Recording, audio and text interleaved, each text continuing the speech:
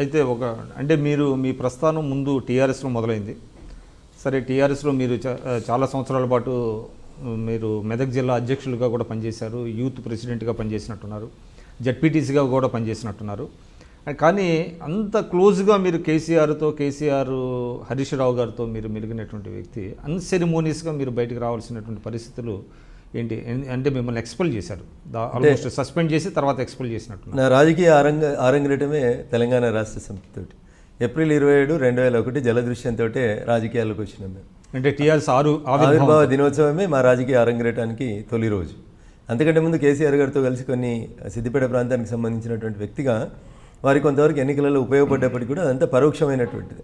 రాజకీయాల్లోకి రావాలి, తెలంగాణ ప్రాంతానికి జరిగినటువంటి అన్యాయం పట్ల చదువుకున్న వాళ్ళని పోరాడాలి అనే ఒక డిసిషన్ వచ్చిన సందర్భంగా ఏప్రిల్ 27, 2001లో తెలంగాణ రాష్ట్ర సమితితోటి మా పొలిటికల్ జీవితం ప్రారంభమైంది. తొలినాళ్ళలోనే జడ్పీటీసీగా పోటీ చేయడం, పార్టీ యూత్ ప్రెసిడెంట్గా, జిల్లా ప్రెసిడెంట్గా 2013 మీరు ఇందాకన్నట్టు మే 2013 మే 12 13వ తారీఖు రోజు అర్ధరాత్రి ఒక తప్పు నిర్ణయం తీసుకొని నన్ను ఎక్స్పెల్ చేసేంత వరదాకా తెలంగాణ ఉద్యమంలో రఘునందన్ రావు అంటే ఒక బ్రాండ్. రఘన్ వచ్చిందంటే ఏదైనా చేయగలుగుతాడని కార్యకర్తలకి ఒక విశ్వాసాన్ని కల్పించినటువంటి నాయకునిగా పనిచేసినాం మేము. ఎక్కడ ఏ సంఘటన జరిగినా కార్యకర్తలకి పూర్తి స్థాయిలో భరోసా ఇచ్చినాం. అనేక సందర్భాలుగా తెలంగాణ ఉద్యమంలో మొదటి ముద్దాయిగా నిలిచినాం. సుమారు 90 కేసులు తెలంగాణ ఉద్యమంలో 2001 నుంచి 2013 మే 12 వరకు అయితే కూడా ఏ రోజు కూడా కార్యకర్తలకు అన్యాయం జరగకుండా మెదక్ జిల్లాలో పార్టీని అగ్రగామిగా అగ్రశ్రేణిలో ఉంచడం లోపల నాడు కాంగ్రెస్ పార్టీ నుంచి అనేక మంది మంత్రులు మా జిల్లాలో పెద్ద పెద్ద స్టాల్ వాల్స్ అనుకునేటోళ్ళు, దామోదర్ రాజనరసింహలు, గీతారెడ్డిలు, జగ్గారెడ్డిలు, అబ్జల్యూట్గా తెలంగాణను వ్యతిరేకించినటువంటి గలాలన్నీ మా జిల్లాలో ఉన్నటువంటి తరుణంలో ఫరీదుద్దీన్ గారు, ఇట్లాంటి వాళ్ళంతా. అయితే మైనార్టీ కార్డు లేకపోతే దళిత కార్డును వాడి మమ్మల్ని ఇబ్బంది పెట్టాలనుకుంటున్నటువంటి నాయకత్వం అంతా జిల్లాలో ఉన్నప్పుడు మేము మెదక్ జిల్లాలో పోరాటం చేసినాం. ఈరోజు దానికి మా కృషి ఫలితమే గర్వంగా చెప్పుకోగలం. ఎందుకు జరిగింది? మిమ్మల్ని ఎక్స్పెల్ చేయాల్సినంత పరిస్థితి ఎందుకు వచ్చింది? దానికి సమాధానం చెప్పాల్సింది టీఆర్ఎస్ పార్టీ అగ్రనాయకత్వం. నేను కూడా తెల్లారి ప్రెస్ మీట్ పెట్టి అడిగాను. ఆ రోజు నుంచి ఈ రోజు దాకా నా మీద మీరు పెట్టినటువంటి ఆరోపణలు కానీ మీరు ఆరోపించినటువంటి విషయాలను కానీ నిరూపించండి అని నేను చాలాసార్లు అడిగాను. వాళ్ళ దగ్గర ఏం లేదు అక్కడ. సో ఇంటర్నల్గా ఉన్నటువంటి సమాచారం ఏంటంటే రేపు తెలంగాణ రాబోతుంది, వచ్చిన తెలంగాణలో మళ్ళీ ఇదంతా ఇంటర్నల్గా కుల సమీకరణాలు, రకరకాల ఇష్యూస్, హరీష్కి ఎక్కడ పోటీ అవుతాడో లేదా నా కొడుకు ఎక్కడ పోటీ అవుతాడో అని చెప్పి నన్ను ఒక స్థానంలో అడ్జస్ట్ చేయడం కష్టమని భావించి వాళ్ళ సొంత జిల్లా అదే సామాజిక వర్గం కావడమే నాకు మైనస్ అయిందని నేను భావిస్తాను. అంతకుమించి వ్యక్తిగతంగా నేను పార్టీకి కానీ తెలంగాణ ప్రజలకు కానీ చేసినటువంటి అన్యాయం కానీ తప్పుగానే ఏం లేదు సార్.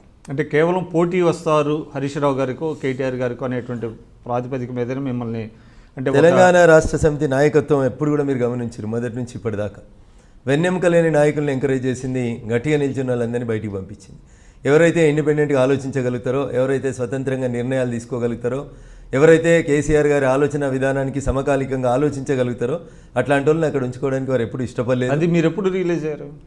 అంటే మీరు 2001 నుంచి ప్రారంభం నుంచి దాదాపుగా 12-13 సంవత్సరాలు మీరు పార్టీలో ఉన్న తర్వాత 2009లో నాకు మీరు అటువంటి ఆరోపణ మీరు అంత సుదీర్ఘకాలం పట్టిందా మీకు? 2009 టీఆర్ఎస్ పార్టీ ఆ రోజు మహాకూటమితో పొత్తు పెట్టుకొని పోటీ చేసి ఓడిపోయి కేవలం 9-10 సీట్లకే ఎమ్మెల్యే సీట్లు గెలిచినటువంటి రోజు చంద్రశేఖరరావు గారిని పార్టీ అధ్యక్ష పదవి నుంచి దించేయాలని ఓ పక్క నాయన నరసింహారెడ్డి గారు, ఓ పక్కన హరీష్ గారు గ్రూపులు గ్రాఫ్లు పెడుతున్న రోజు మేము వ్యతిరేకించినాం. అదే 2009 ఎన్నికలలో నాకు మహాకూటమి నుంచి స్థానిక సంస్థల ఎమ్మెల్సీ అభ్యర్థిగా పోటీ చేయడానికి అవకాశం కల్పించి ఆ ఎన్నికలలో కొంతమంది పార్టీ అగ్రనాయకులే నాకు వెన్నుపోటు పడడం వల్ల నేను ఓడిపోయాను. అప్పుడు నేను ఓడిపోయింది కూడా స్వల్ప ఓట్లు, 5 ఓట్ల తేడాతోటి ఓడిపోయాను. ఆ విషయం కేసీఆర్ గారి దృష్టికి తీసుకెళ్లాను. కానీ అప్పటికే పార్టీ అనేక రకాలైనటువంటి ఇబ్బందులు, కేసీఆర్ గారి నాయకత్వాన్ని సవాల్ చేస్తున్నటువంటి పరిస్థితి. అంటే అప్పుడు మీకు 2009లో మీకు సీట్ ఇవ్వలేదు కదా, ఎమ్మెల్యే సీట్ ఇవ్వలేదు, కానీ మహాకూటమి నుంచి ఎమ్మెల్సీ ఇచ్చారు. 2004లో కూడా మీకు ఇవ్వలేదు. ఎప్పుడు సీట్ల కోసం మేము కొట్లాడలేదు సార్, తెలంగాణ కోసమే కొట్లాడి. అంటే 2004లో మీరు ఎందుకు అంటే మీరు క్లెయిమ్ చేయలేదా?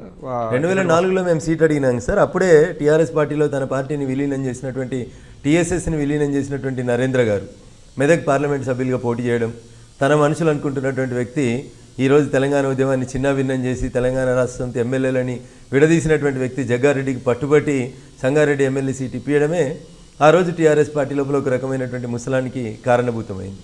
ఆ జగ్గారెడ్డి కోసం ఆ నరేంద్ర గారు ఆ రోజు పోరాటం చేసి సీట్ ఇప్పించుకున్నారు. తర్వాత ఆ నరేంద్ర గారు అట్లే పోయినారు, ఆ జగ్గారెడ్డి గారు అట్లే పోయినారు. తెలంగాణ ఉద్యమానికి జరగాల్సినటువంటి నష్టం ఆ ఇద్దరి వల్ల జరిగిందనేది వాస్తవం. Kindly subscribe to I dream news.